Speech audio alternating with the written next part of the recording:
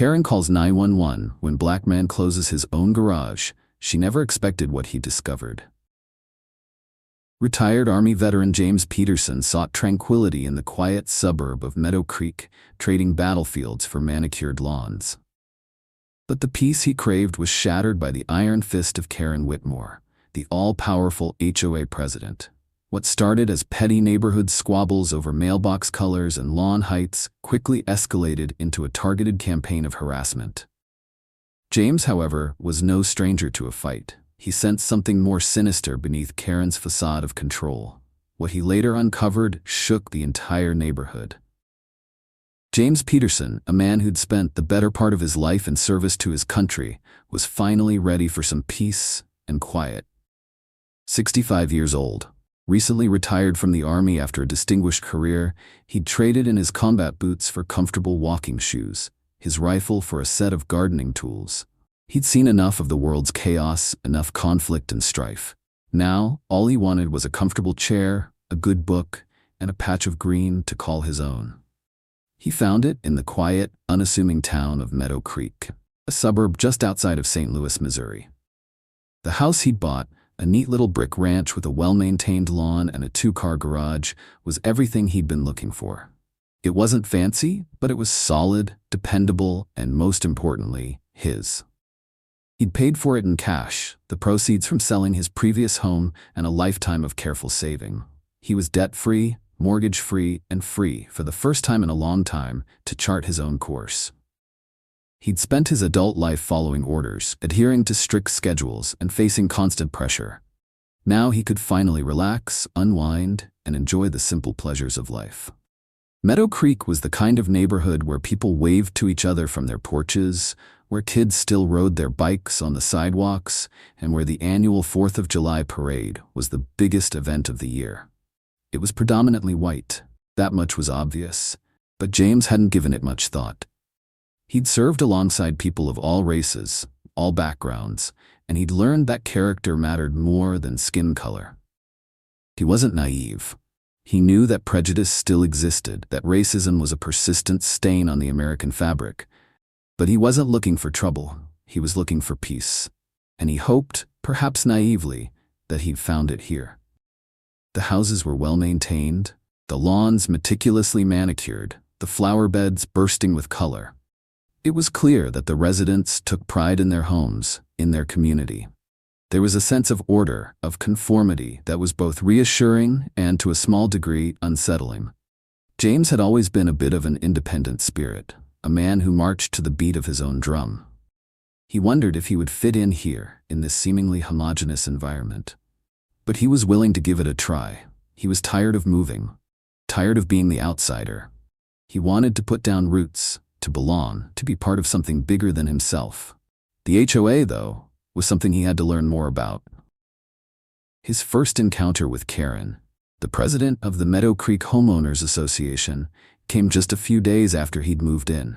He was out in his front yard, unpacking boxes from his pickup truck, when she approached him, a bright, almost aggressively cheerful smile plastered on her face.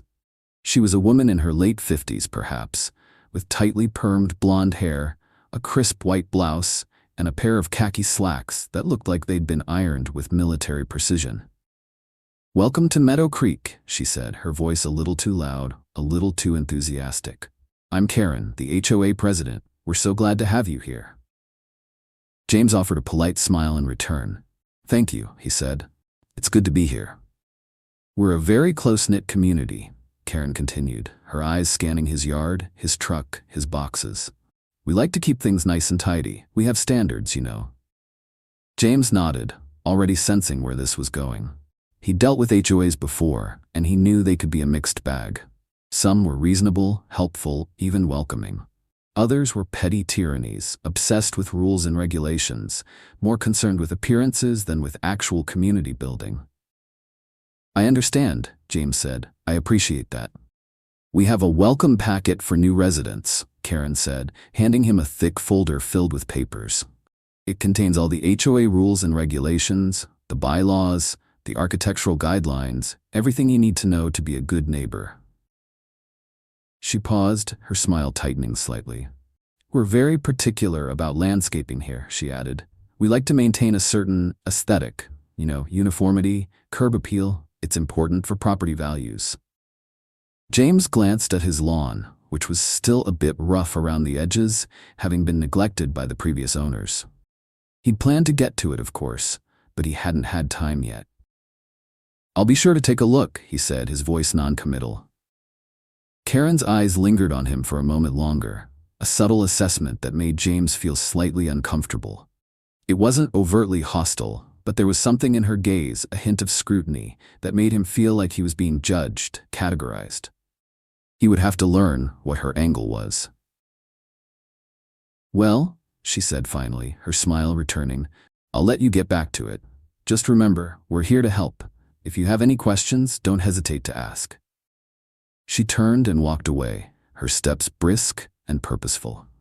James watched her go, a feeling of unease settling in his stomach. He had a feeling this wouldn't be his last encounter with Karen, the HOA president. He was also aware that these first encounters often revealed hidden attitudes. He had to be alert. James's initial unease about Karen proved to be well-founded. Within days of their first encounter, he received his first HOA violation notice. It was a small, yellow slip of paper tucked into his mailbox, informing him that his grass was exceeding the maximum allowable height of 3 inches. It was a minor infraction, to be sure, but it felt like a deliberate provocation, a test of his willingness to comply. He mowed his lawn the next day, grumbling under his breath, but determined not to let Karen get under his skin. But the violations kept coming. One day it was his mailbox, which was deemed to be not in keeping with the neighborhood aesthetic. Another day it was his trash cans, which he had allegedly left out on the curb for too long after pickup. He even received a notice about a small American flag he'd displayed on his porch, claiming it was not an approved exterior decoration. Each violation came with a warning and the threat of escalating fines. James meticulously addressed each complaint, replacing his mailbox with a standard-issue model, diligently bringing in his trash cans within the prescribed time frame, and even removing the American flag, a gesture that particularly stung. He'd carried that flag with him on multiple deployments, a symbol of his service, his sacrifice, his patriotism. Now, he was being told it wasn't welcome in his own front yard. He tried to reason with Karen, to understand the rationale behind these seemingly arbitrary rules. He called her, emailed her, even attempted to speak with her in person when he saw her patrolling the neighborhood in her golf cart, another HOA perk apparently. But his efforts were met with resistance, with condescension, with a smug insistence that she was simply enforcing the rules, maintaining standards, protecting property values. "Mr. Peterson," she said to him during one particularly frustrating phone call, "the HOA rules are in place for a reason. They ensure that Meadow Creek remains a desirable, attractive community. We can't have everyone just doing whatever they want. We need to maintain order, uniformity. It's for the good of everyone." James bit back a sarcastic retort. He knew that arguing with Karen was pointless. She was entrenched in her position, blinded by her own sense of power, and utterly unwilling to consider any perspective other than her own. He began to feel increasingly isolated, targeted. He noticed that other neighbors seemed to avoid him, perhaps fearing that they too would become victims of Karen's wrath. He felt like he was living under a microscope, his every move scrutinized, judged, and potentially penalized. It was a subtle but persistent form of harassment, a constant drip, drip, drip of negativity that was slowly eroding his sense of peace and belonging. It was clear he was being watched, but not in a friendly, neighborly way. He started documenting everything: the violation notices, the emails, the phone calls, even the times he saw Karen driving past his house, her eyes fixed on his property. He kept a detailed log, noting the dates, times, and specific details of each incident.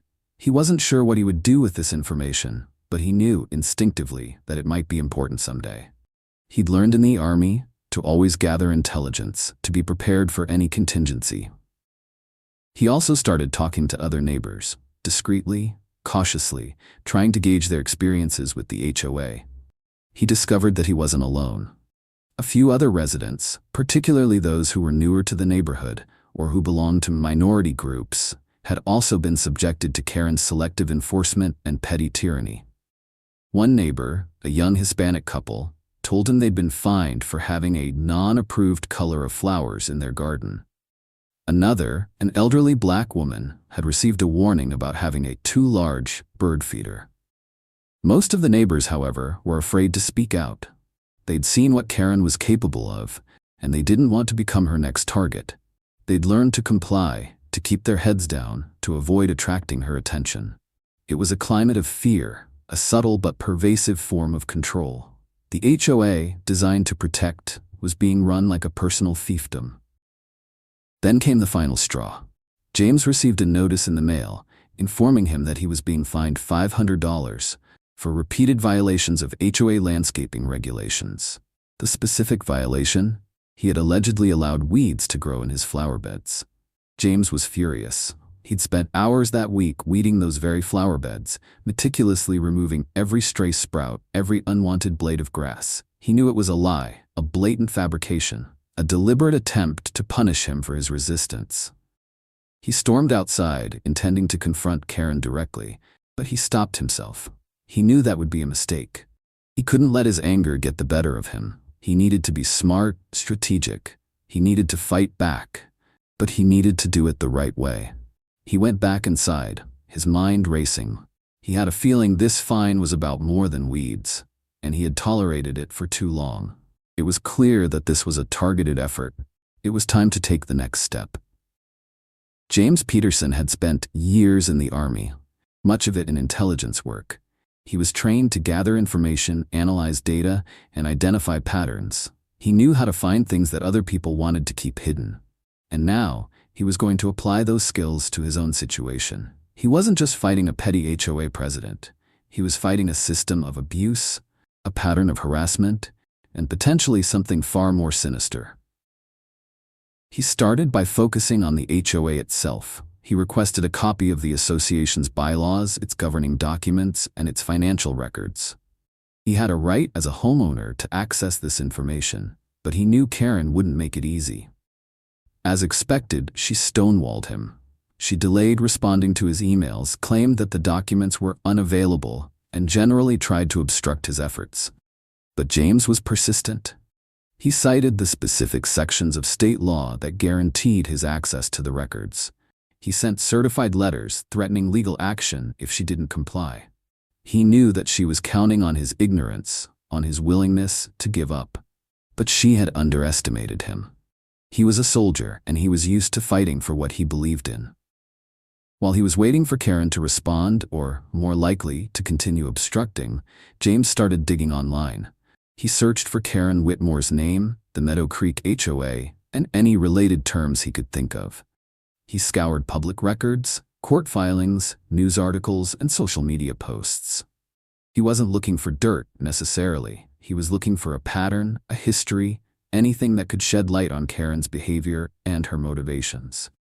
He found a few minor things. A couple of previous lawsuits against the HOA for selective enforcement, a few complaints filed with the city about Karen's aggressive tactics. But nothing substantial. Nothing that would explain the level of harassment he was experiencing. He suspected there was more, hidden beneath the surface. He just needed to find the right key to unlock it. Then he remembered something a neighbor had mentioned, a whispered comment about a former HOA board member who had been forced out by Karen. He tracked down the name, Maria Sanchez, and started searching online. He found a phone number, and after a moment of hesitation, decided to call. Maria Sanchez was initially reluctant to talk. She'd been burned by Karen before, and she was understandably wary of getting involved again. But James persisted, explaining his situation, emphasizing that he wasn't just looking for personal revenge, but for justice. He sensed a kindred spirit in Maria, someone who had also been victimized by Karen's abuse of power.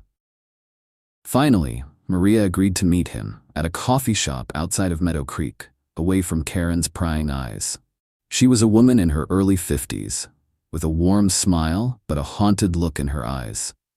She'd served on the HOA board for several years, trying to make a positive difference in the community. But she'd quickly clashed with Karen, who saw her as a threat to her control. Karen is a master manipulator, Maria said, her voice low and intense. She knows how to play the game. She uses the HOA rules as a weapon, targeting anyone who challenges her authority. And she's been getting away with it for years.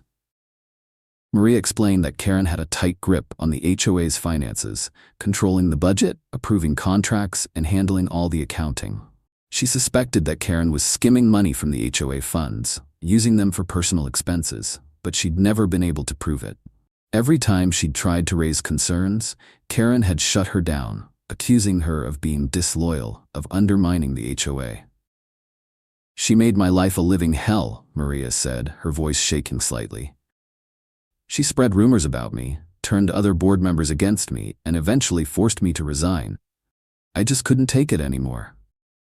Maria's story confirmed James's suspicions. Karen wasn't just a petty tyrant, she was a crook, and she was using the HOA as her personal piggy bank. He felt a surge of anger, but also a renewed determination. He wouldn't let her get away with it. Maria provided James with crucial information: copies of old financial statements, emails, and other documents that she'd secretly kept, hoping that someday someone would be able to hold Karen accountable. She also gave him the names of other former board members who might be willing to talk. Armed with this new evidence, James went back to his research, digging deeper into the HOA's finances. He analyzed the bank statements, the invoices, the contracts. He looked for discrepancies, for anomalies, for anything that didn't add up. And he found it. He discovered a pattern of suspicious transactions, payments to unknown vendors, inflated invoices for landscaping and maintenance services, and large sums of money transferred to accounts that he couldn't immediately identify. It was clear that Karen was embezzling funds, systematically siphoning money from the HOA for her own personal gain. And she'd been doing it for years, right under the noses of the unsuspecting homeowners. He had the proof he needed. Now, he just needed to present it in a way that would ensure justice was served. James Peterson knew he had to be meticulous. He couldn't just accuse Karen Whitmore of embezzlement. He needed to present irrefutable evidence, a case so airtight that even her most ardent supporters would be forced to acknowledge her guilt. He spent days organizing his findings, creating a detailed report that outlined Karen's financial malfeasance, step by step. He included copies of the bank statements, the invoices, the emails he'd obtained from Maria Sanchez. He highlighted the discrepancies, the inflated costs, the transfers to unknown accounts. He created charts and graphs, visualizing the flow of money, making the complex financial data accessible and understandable. He cross-referenced every piece of information, ensuring that his report was accurate, comprehensive, and legally sound. He drew on his intelligence experience. He also decided to reach out to other concerned neighbors. He knew that there was strength in numbers, and that a united front would be more effective than a lone voice. He organized a small informal meeting at his house, inviting a handful of residents who he'd identified as being sympathetic to his cause. He presented his findings, carefully explaining the evidence, answering their questions, and addressing their concerns. The neighbors were shocked, outraged, and ultimately galvanized. They had suspected that something was wrong with the HOA's finances, but they'd never had concrete proof. Now, thanks to James's efforts, they had it. They agreed to support him, to stand with him, to demand accountability. They were tired of Karen's bullying, her intimidation, her abuse of power. James also contacted a local investigative reporter, Sarah Miller, from the Crestwood Chronicle. He'd seen her byline on several articles exposing local corruption, and he knew she had a reputation for being tenacious and fair. He sent her a copy of his report, along with a summary of his findings and the contact information for Maria Sanchez and the other concerned neighbors. Sarah Miller was intrigued. She'd heard rumors about the Meadow Creek HOA, about Karen Whitmore's iron-fisted rule, but she'd never had anything concrete to go on. James's report was a bombshell. She immediately started her own investigation, verifying his findings, interviewing residents, and digging deeper into Karen's background. She scheduled an interview with James. Finally, James contacted the Crestwood Police Department, filing a formal complaint against Karen Whitmore and the Meadow Creek HOA. alleging embezzlement, fraud, and breach of fiduciary duty. He provided them with a copy of his report, along with all the supporting documentation. He knew that the police investigation would likely take time, but he was confident that the evidence was overwhelming. With all the pieces in place, James focused on the HOA board. He knew they held the power to remove Karen from her position, to initiate an independent audit of the HOA's finances, and to begin the process of restoring transparency and accountability. He drafted a formal letter, demanding an emergency meeting of the board, outlining his findings, and threatening legal action if they failed to act. The HOA board, initially resistant, was forced to convene. They'd received copies of James's report, they'd seen the growing unrest among the residents, and they'd heard rumors about the police investigation and the impending news article. They knew they couldn't ignore this any longer. They scheduled the meeting for the following week at the community clubhouse. The stage was set for a showdown. The days leading up to the meeting were tense. James received several anonymous phone calls threatening him with lawsuits, with violence even. He suspected Karen was behind them, but he couldn't prove it. He refused to be intimidated. He'd faced far greater threats in his life, and he wouldn't back down now. He spent his time preparing for the meeting, rehearsing his presentation, anticipating Karen's likely defenses, and gathering additional evidence. He was determined to be thorough, to be professional, to be unshakable. He knew that this was his chance to expose Karen's corruption, to restore justice to his community, and to finally put an end to her reign of terror. He also knew that this was about more than just money. It was about principle. It was about standing up to bullies, about protecting the vulnerable, about holding those in power accountable.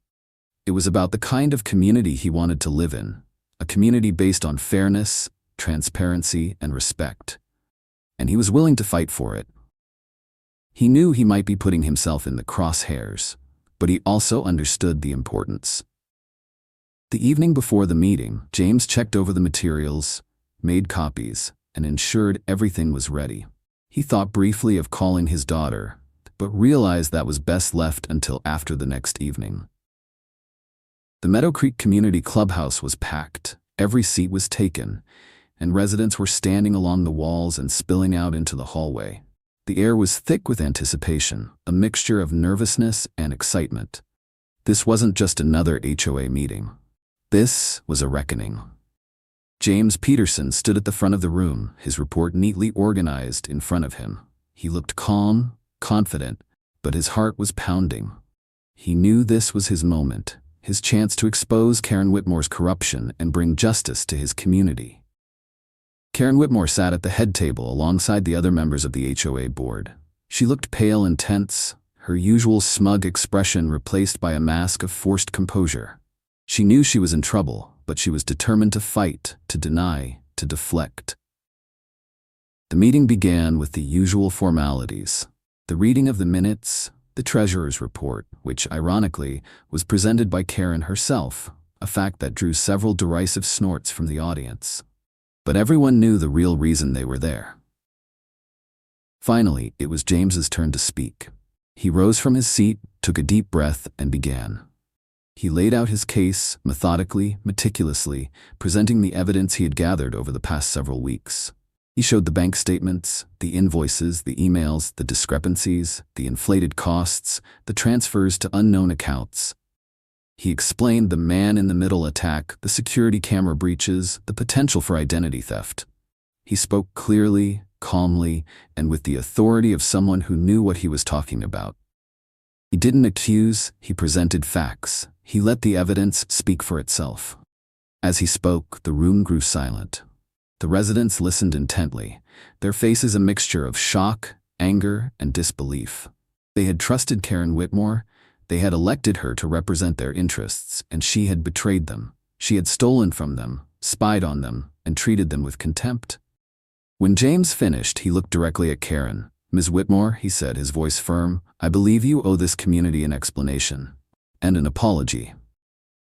Karen, cornered and desperate, launched into a rambling defense. She denied everything.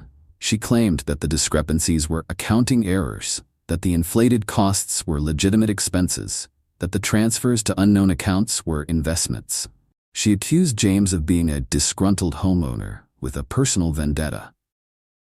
But her words rang hollow. The evidence was too overwhelming, the pattern of deception too clear. The residents, who had once been intimidated by her, now saw her for what she was: a fraud, a thief, a bully. One by one, they began to speak out, sharing their own experiences with Karen's abuse of power, her selective enforcement of rules, her petty tyrannies. They demanded her resignation. They demanded an independent audit. They demanded justice. The HOA board members, realizing that they had been duped, that they had enabled Karen's corruption, shifted uncomfortably in their seats. They knew they had to act, and act decisively, to salvage their own reputations and to restore trust in the community. The board president, a mild-mannered retired accountant named George Thompson, no relation to the previous story's protagonist, finally spoke. "Karen," he said, his voice trembling slightly, "I think it's time for you to step down." Karen glared at him, her eyes filled with fury. "You can't do this to me," she shouted. "I've done nothing wrong." But it was too late. The tide had turned. The residents were chanting, "Resign! Resign! Resign!" The board members, one by one, voted to remove Karen from her position. The decision was unanimous. Just then, the doors to the clubhouse opened, and 2 police officers entered. They had been alerted by James and by Sarah Miller, the investigative reporter who had published her expose online just hours before the meeting. The police had obtained a warrant for Karen Whitmore's arrest, based on the evidence of embezzlement and fraud. Karen, seeing the officers, finally broke down. She started to cry, to plead, to beg for mercy. But it was no use. The officers approached her, handcuffed her, and led her out of the room, the silence broken only by the clicking of cameras and the murmurs of the stunned residents. Justice, it seemed, had finally been served. In the aftermath of Karen's arrest, the Meadow Creek HOA underwent a complete overhaul. A new board was elected, comprised of residents who were committed to transparency, accountability, and fairness. An independent audit was conducted, revealing the full extent of Karen's embezzlement, which totaled over $200,000. The HOA initiated legal action to recover the stolen funds. James Peterson, once the target of Karen's harassment, was now hailed as a hero. He was praised for his courage, his persistence, his unwavering commitment to justice. He had not only protected his own interests, but he had also saved his community from a corrupt and abusive leader. The neighborhood felt lighter somehow. As for James, he was simply glad to have his peace and quiet back. He could finally enjoy his retirement, his garden, his books, without the constant threat of Karen Whitmore's petty tyranny. He had fought for his rights, for his community, and he had won. And that, he realized, was all that mattered. He went back to enjoying the quiet evenings. The crickets replaced the feeling of being watched. This story is about the importance of vigilance, courage, and community in the face of injustice. It reminds us that even in the seemingly tranquil settings of our lives, like a quiet suburban neighborhood, abuses of power can fester. The story speaks directly to the experiences of older adults who may feel vulnerable or overlooked, highlighting that age and experience are valuable assets in combating wrongdoing. James Peterson, a retired veteran, embodies the message that retirement is not an end to civic duty, but a new chapter where wisdom and a lifetime of skills can be applied to protect one's community. The story powerfully illustrates that we must never underestimate the power of observation and documentation. James's meticulous record-keeping and his understanding of process, honed from years of military service, became his greatest weapons. It underscores a valuable life lesson. Even seemingly small injustices, like arbitrary HOA fines, can be indicators of deeper corruption. It encourages us to question authority, not blindly accept it, and to trust our instincts when something feels wrong. Furthermore, this story emphasizes the vital role of community. While James initiated the investigation, it was the collective action of his neighbors, their willingness to speak out and support him, that ultimately brought Karen to justice. It demonstrates that even when faced with an intimidating opponent, we are stronger together. It reminds us to cultivate relationships with our neighbors, to foster a sense of shared responsibility, and to understand that silence in the face of wrongdoing only allows it to continue. Finally, the story offers a reassuring message of hope. Even when the odds seem stacked against us, perseverance, truth, and community can prevail. Justice, though sometimes delayed, is attainable.